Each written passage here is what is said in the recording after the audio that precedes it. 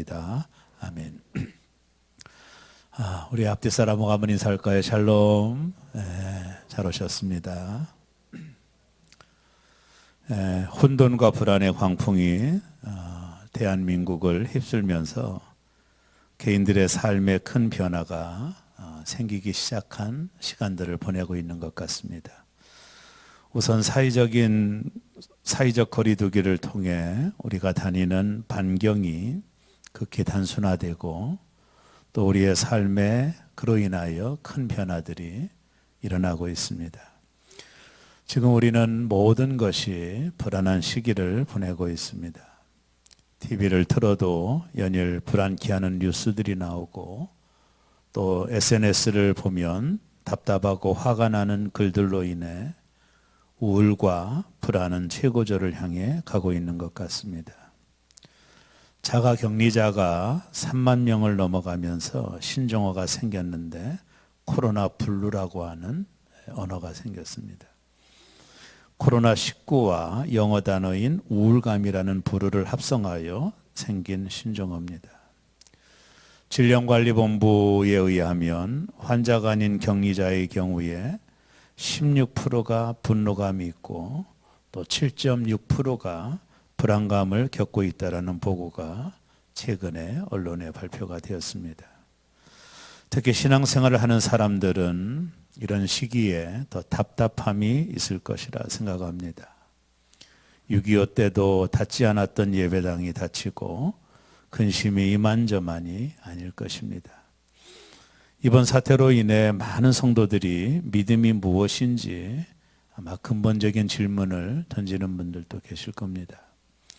자연스럽게 교회 와서 설교를 듣고 또 헌금을 하고 주어진 봉사를 하면 믿음이 성장하거나 최소한 유진이 된다고 믿었던 성도들이 교회 나오지 못함으로 모든 것이 불안할 것입니다.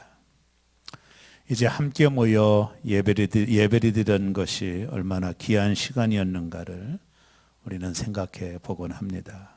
지금은 모든 것이 불안합니다. 기디언 레치먼이라고 하는 사람이 책을 썼는데요. 그의 책에 2011년도 출간된 이 불안의 시대라고 하는 책이 있습니다.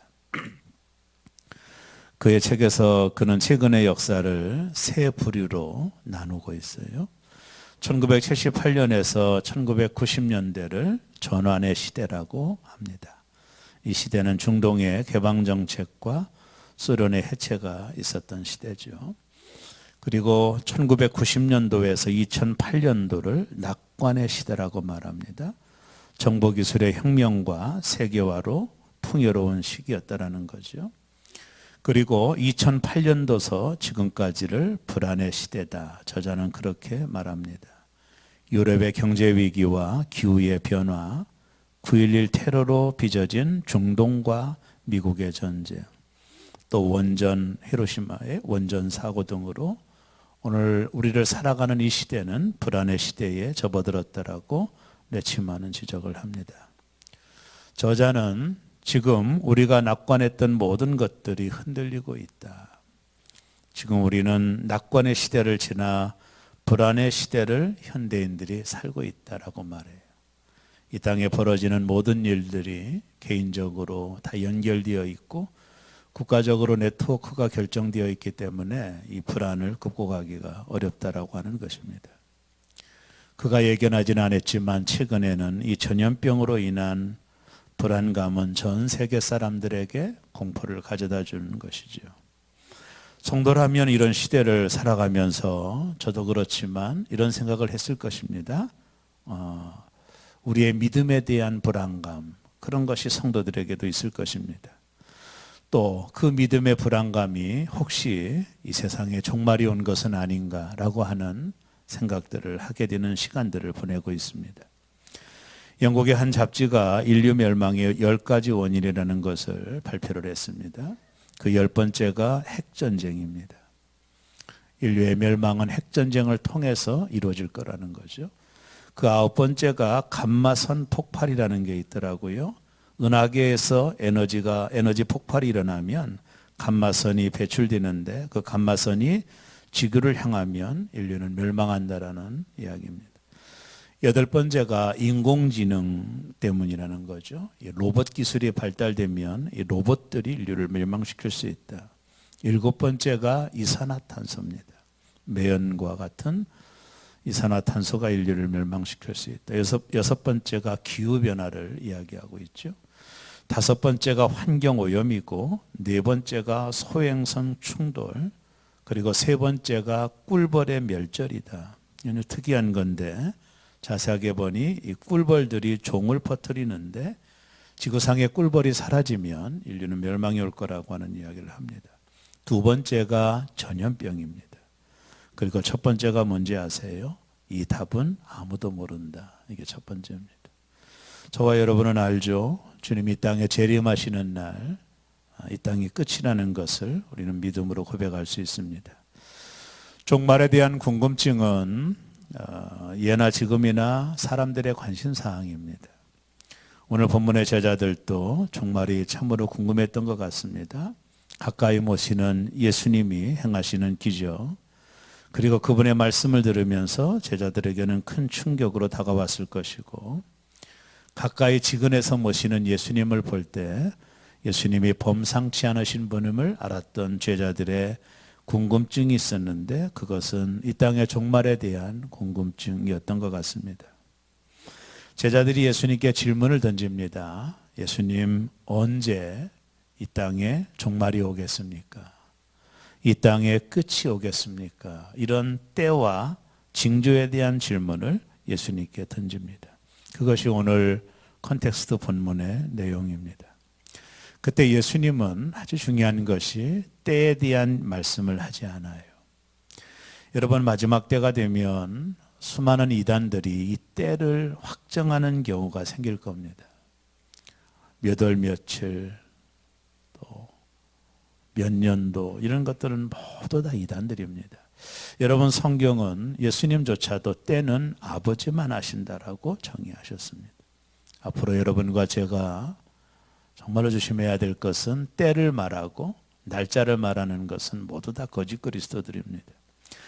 오늘 예수님은 때는 아버지께 있다. 그리고 예수님께서 제자들에게 말씀하셨던 내용은 이 세상 마지막 때의 징조에 대하여 말씀을 하셨습니다. 오늘 그 말씀을 함께 나누려고 하는 겁니다. 이 마지막 때가 되면 예수님은 첫째, 미혹하는 자가 나올 것이다, 이렇게 말했습니다. 지금 대한민국뿐만 아니라 전 세계적으로 코로나19로 인한 감염자 숫자들이 기하급수적으로 늘어나고 있죠.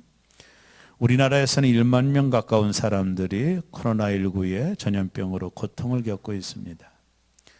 우리나라가 이렇게 큰 확진자가 생겼던 그 근본 이유에는 신천지라는 종교 집단이 있습니다.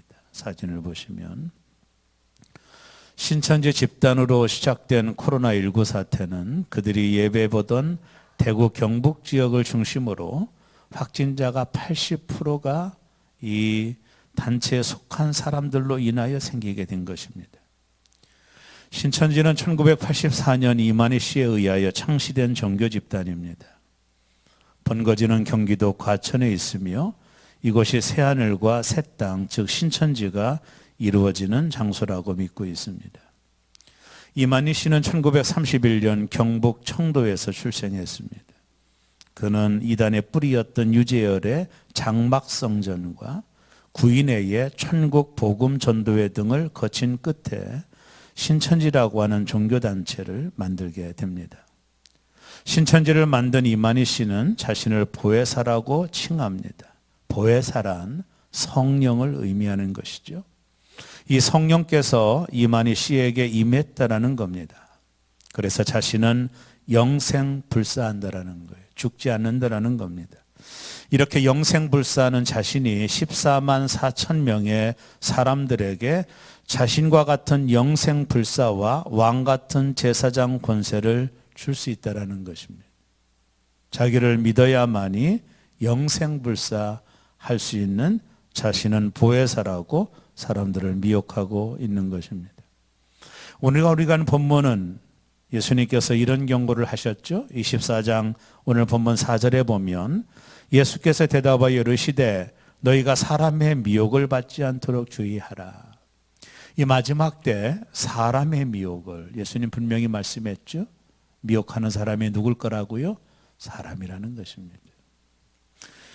그리고 이어서 5절에 이렇게 말합니다. 뭐하는 사람이 내 이름으로 와서 이르되 나는 그리스도라 하며 많은 사람을 미혹하리라. 마지막 때가 되면 많은 사람들이 자신이 그리스도라고 하며 사람을 미혹할 거라는 것입니다.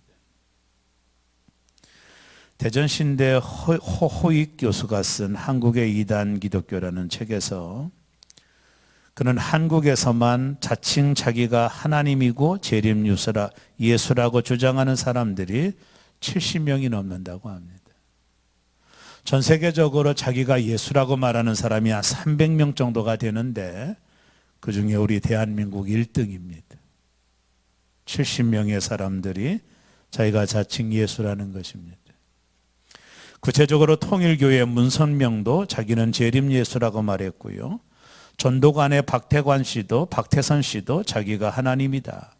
영생교회 조희성 씨도 자기가 하나님이다. 최근에 안상홍의 하나님의 교회는 하나님 아버지, 하나님 어머니가 있다라고 주장하고, 그리고 지금 이 사태를 발생시킨 신천지의 이만희 씨도 자기는 보혜사 성령 재림 예수라고 말하고 있습니다. 한국교회가 이단의 온상이 되었다라고 하는 것은 매우 가슴 아픈 일이죠. 지금도 이단들과 사이비 종교들이 우는 사자처럼 삼킬자를 찾아다니고 있습니다. 기성교회 성도들이 전도하는 것보다 포교하는 일에 있어서 이단들이 수단과 방법을 가리지 않고 있죠. 최근에 사진을 보면 대구시가 운영하는 임대 아파트가 코트 격리를 당했습니다. 이 아파트에 사는 전체 주민 142명 가운데 94명이 신천지 교인으로 드러났습니다. 한 아파트가 이단의 포교에 넘어간 것이죠. 예수께서 마지막 때가 되면 많은 사람이 자기가 그리스도다, 자기가 자칭 예수라 할 것이라 말씀하셨습니다. 그리고 그들의 미혹을 조심하라고 주님은 말씀했어요. 이 마지막 때 독특한 특징 중에 하나가 사람들이 나와서 자기가 예수다 라고 말하는 사람들이 많아질 거라는 것입니다. 주님은 그것이 염려가 되어 사람의 미혹을 받지 않도록 조심하라고 말씀하고 계신 것입니다.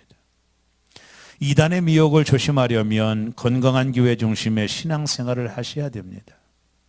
또 분명한 구원의 확신이 있어야 되고 이단들의 포교 활동에 넘어가면 안 됩니다.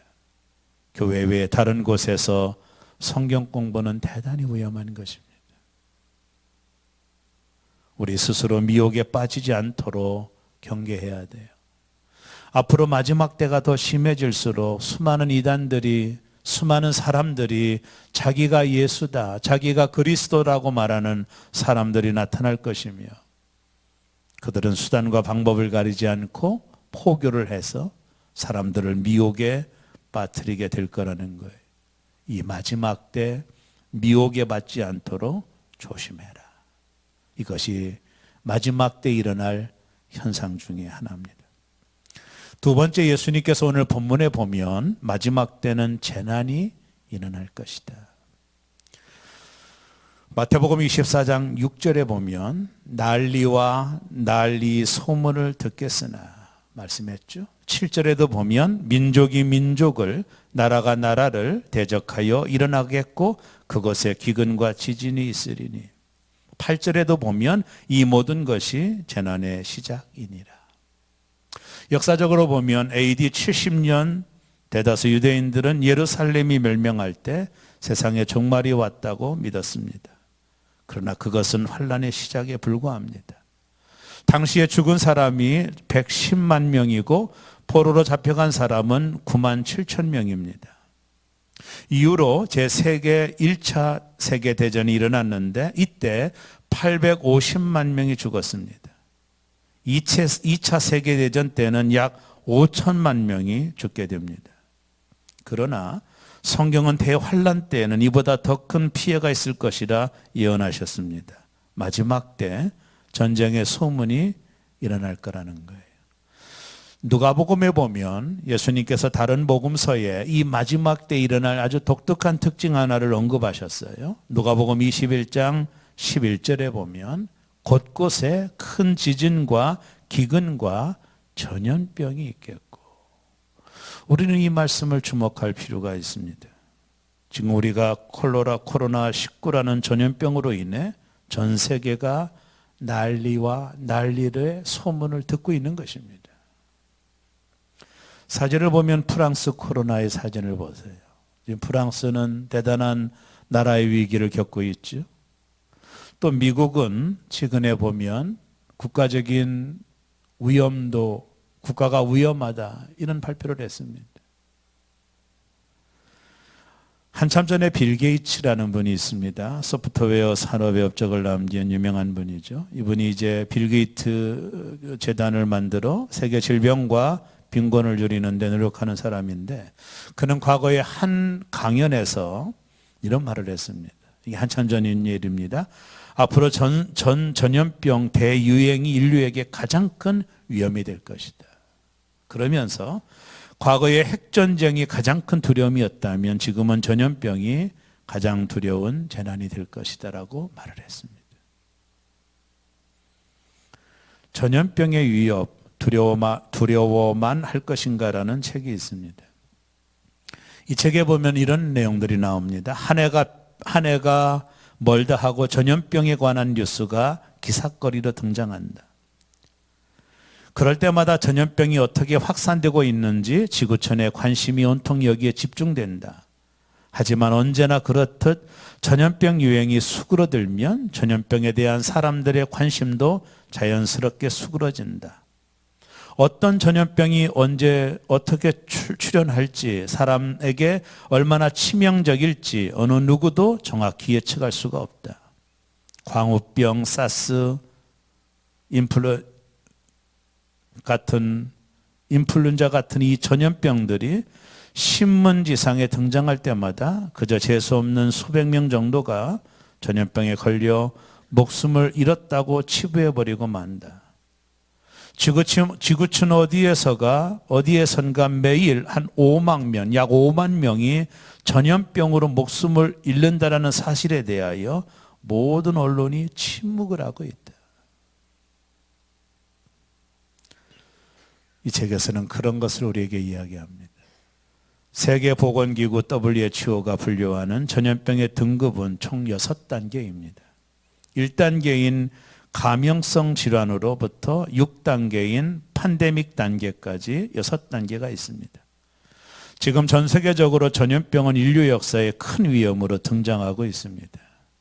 왜 그런지 아세요? 교통이 발전하고 사람들 간의 이동이 급증하면서 전염병의 전파 속도도 빨라지고 있는 것입니다. 전염병은 끊임없이 진화되어 변종함으로 인류는 이 바이러스를 막을 수 없다라고 말합니다. 그래서 인류 종말의 이유를 많은 사람들이 전염병으로 들고 있는 겁니다. 역사적으로 보면 14세기 흑사병으로 유럽 인구의 3분의 1가량인 7,500만 명이 죽었습니다. 1918년부터 1919년 스웨덴 독감으로 5천만 명이 사망을 했습니다. 1816년, 1826년까지 아시아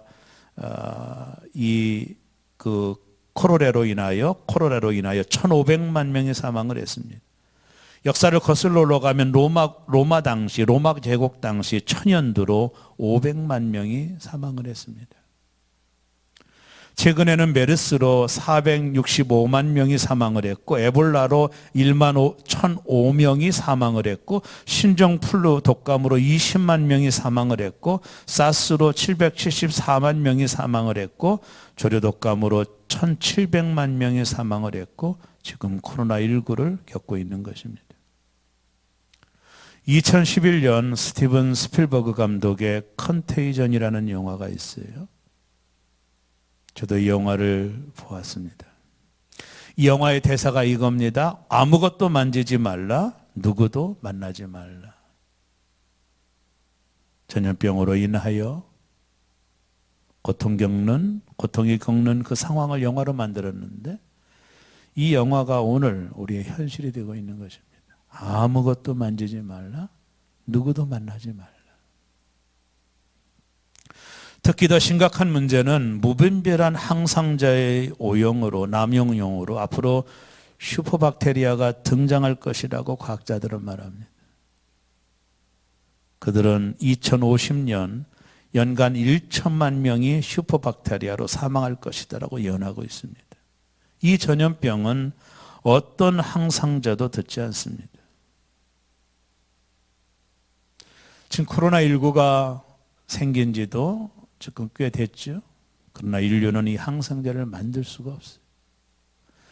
이 전파 속도에 맞춰 항생제를 만들 기술이 없어요. 언젠가는 나오겠지만 앞으로는 더 큰 슈퍼박테리아와 같은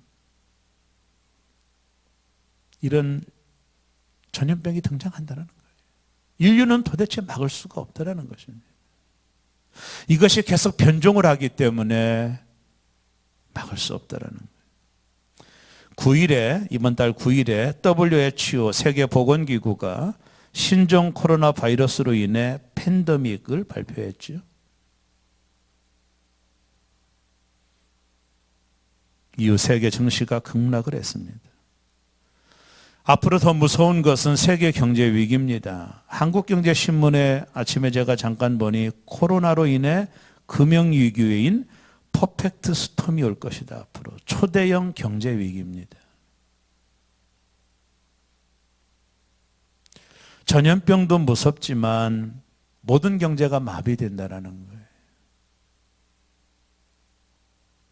이게 마지막 때 재난의 소문을 너희가 들을 것이다. 제가 존경하는 영성학자 한 분이 계신데요. 미국 분입니다. 이분은 그의 설교 가운데 이런 얘기를 하더라고요. 이제는 재난의 시작일 것이다. 이 마지막 때.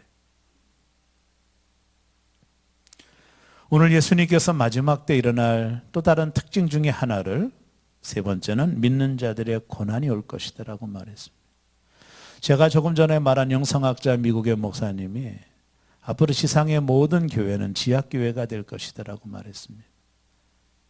이 말은 뭐예요? 수많은 핍박이 올 거라는, 모든 교회들이 지하로 숨을 거라는 거예요. 그때 마지막까지 믿음을 지킨 자만이 구원을 받는 시대가 올 거라는 겁니다. 지금은 아무것도 아니에요. 지금 국가에서 공식적인 예배를 좀 드리지 말라고 정중하게 부탁하는 것, 이건 신사입니다. 앞으로 우리가 겪을 마지막 때는 믿는 자를 잡아 죽이는 시대가 올 거라는 거예요. 그때는 모든 교회들이 지하로 들어간다는 겁니다. 이 환난으로 인해 성도들이 고난을 겪을 거라는 겁니다. 오늘 우리가 읽은 24장 9절을 보세요. 예수님 말씀하신 것이죠. 그때에 사람들이 너희를 환난에 넘겨주겠으며, 이게 뭐예요? 사람들을 환난에 넘겨준다는 거예요.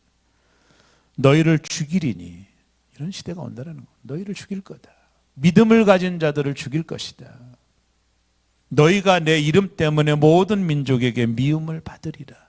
이것이 마지막 때 성도들이 겪는 고난입니다. 지금 우리가 겪고 있는 것은 고난이 아닙니다. 종말의 때 가장 중요한 사실은 성도의 고난이라고 말씀했어요. 예수께서 사람들이 너희를 환난에 넘겨주고 너희를 죽이고 너희가 미움을 받을 것이라고 말씀했습니다. 오픈도어 선교회라는 단체가 있습니다. 2019년 1월 달에 세계 기독교 박해 보고서를 발표했습니다. 작년입니다.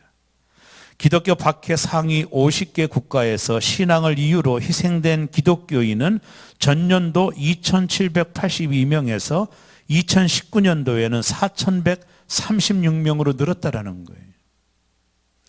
예배당이나 기독교 건물이 파기된 경우는 전년도 622건에서 2019년도에는 1266건으로 2배가 증가됐다는 것입니다. 국가별로 북한이 18년 연속으로 박해지수가 가장 높았고, 사진을 보면은요, 중국은 전년도 43위에서 27위로 박해지수가 급격히 증가를 됐어요. 신앙을 지키기 위해 희생된 기독교인의 수가 2018년도에 나이지리아에서 3,731명이 죽었습니다. 믿음을 지키려고. 2위가 중앙아프리카 공화국으로 146명이 믿음을 지키는 이유 때문에 순교를 당했습니다. 나이지리아에서 믿음을 지키기 위하여 순교당한 사람들의 현장 비디오가 있는데, 이건 너무나도 보기가 처참합니다. 살아있는 사람을 묶고 칼로 목을 자르는 일들을 벌였습니다. 살아있는 사람. 기록에서 빠져 있지만 북한은 5 내지 7만 명 정도가 수용소에 수감이 되어 있다고 그래요. 지하교회 성도들이 말입니다. 신앙을 포기하지 않는 이유 때문에 북한의 성도들이 핍박을 받고 있는 거예요. 최근 코로나19의 발생지인 중국 우한, 이 지역은 우한 폐렴이 일어나기 1년 전부터 교회에 대한 박해가 시작된 지역입니다. 이 박해가 중요한 것은 우한이 중국 정부의 종교 정책을 펼치는 시범 지역으로 선정된 거예요. 중국 정부가 이 종교 정책을, 이 종교를 없애버리는 정책의 첫 번째 케이스가 우한이었다라는 거, 1년 전에. 그 일환으로 지난 1년간 우한 지역의 교회가 박해를 당했습니다. 포크레인으로 교회를 밀어 철거하고 교회 정탑에 불을 질렀어요. 사진을 보십시오. 우한에 머무는 현직 한국 선교사들이 모두 다 추방을 당하고 교회 지도자들은 투옥이 되었습니다. 성경을 태우고 교회에 CCTV를 설치하고 교회당에 시진핑 초상화까지 걸어놓도록 명령을 했습니다. 그러나 이런 일들이 중국 밖으로 알려지지 않았더라는 거예요. 그러다가 지난 11월경에 우한 폐렴이 시작이 된 거예요. 그 폐렴으로 감염된 사람 중에 그 첫 번째가 철거반 반장이었던 반장이라고 우한 신문에 나왔어요. 종교규제 정책을 실행하는 부서의 가장 높은 사람이 코로나19로 사망한 것입니다. 오늘 예수님께서 마태복음 24장 13절에 보면, 그러나 끝까지 견디는 자는 구원을 얻으리라. 1세기 로마 제국으로부터 기독교가 박해를 받았을 때 성도들은 믿음을 지키기 위해 로마인들의 무덤까지 숨어들었어요. 그것이 카타콤입니다. 믿음을 지키기 위해. 또한 핍박을 피하여 이방 나라로 피하여 땅속에 굴을 파고 도시를 이루어 살았는데, 지금의 터키 데린구이의 지하 도시입니다. 제일 큰 동굴은 길이가 85m나 되며 2만 명을 수용할 수 있고, 그들은 끝까지 믿음을 지키기 위하여 이 동굴 속에서 신앙을 지킨 겁니다. 지금 우리가 해야 할 일은 끝까지 견디는 것입니다. 견디면 힘든 겁니다. 고통스럽고 더러운 환경과 고난을 견뎌내는 것은 결코 쉬운 일이 아닙니다. 우리가 지금 당하는 고난은 이제 고난의 시작입니다. 지금 우리에게 필요한 것은 견디는 것입니다. 이런 사태를 맞이하면서 인간이 얼마나 교만했는지, 그리고 인간이 얼마나 약한 존재인지를 우리는 깨닫게 됩니다. 과학의 발달로 교만의 바벨탑을 쌓으면서 우리는 못 고칠 질병이 없고 100세 시대, 200세 시대를 장담했던 과학자들, 우린 당장이라도 생명체를 만들 수 있다고 호언장담하던 인간들이 눈에 보이지 않는 작은 전염병 하나에 속수무책이 되었습니다. 이제 우리는 스스로 겸손해져야 됩니다. 그리고 선을 이루시는 하나님을 기대해야 됩니다. 이 어려운 상황을 하나님께서 어떻게 역사하실지 우리는 참고 기다려야 됩니다.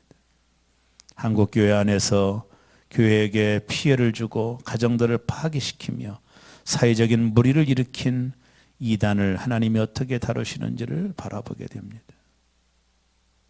지금은 잠잠히 우리 자신을 되돌아보는 그리고 참고 견뎌야 할 시기를 맞이하고 있는 것입니다. 코로나 바이러스는 나 자신을 보호하는 것도 대단히 중요하죠. 동시에 이 병이 안 퍼지도록 협조하는 것도 중요하다고 봐요. 개인적으로 손을 자주 씻고 사람들이 많이 모이는 곳에 되도록 피하는 것도 좋을 수가 있을 것입니다.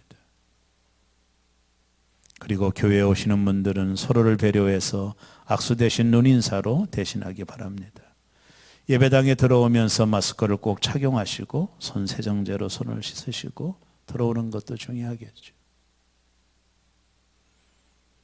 그러나 너무 염려하지 마십시오.